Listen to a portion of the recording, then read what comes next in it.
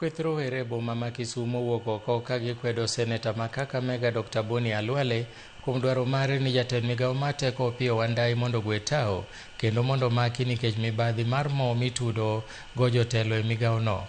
Rowerego oseo seneta Alwale ka gilero ni mano en ranyisi mar achaya ne jatelono ma giwacho ni osebedo ka tiyo e yo makare kendo yande nopuodhi gi jatend piny William Ruto kaka jatelo malong'o. Jotelo madito mopogore e sekta mar mo juma mokalo nogwe tao e wach rwako mauta pacho kae tok chik ka nonro pod medo dhi mbele e wi mibadhi makamano.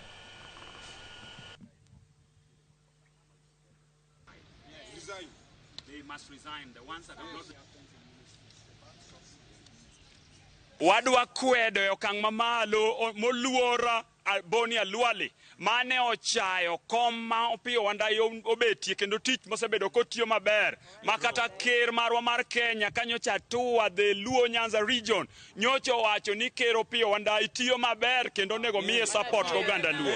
Omiyo wadwa wacho ni kaka oganda ok wachung' ka mar mondo wa support jomibadhi to wachung' ka mar mondo wakwedi nikech wang'eyo ni wach mar fuel scandal joma noluong nyingegi Opiyo Wandayi pok oluong nyinge kaka ng'atno manyiewo kwan.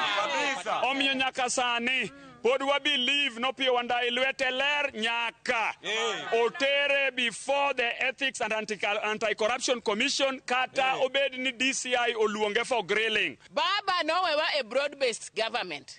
To kanye mwantiere mabe kwa biwuok. Alwale madwa chando chuny Wandayi ni. Okosiemnwa ne en tang'o mosetimo. Wan kaka joma mine kachung' e lo joma mine acho ni Alwale mondo were gi Wandayi. Mano e ng'ama baba nowenwa e Nyanza.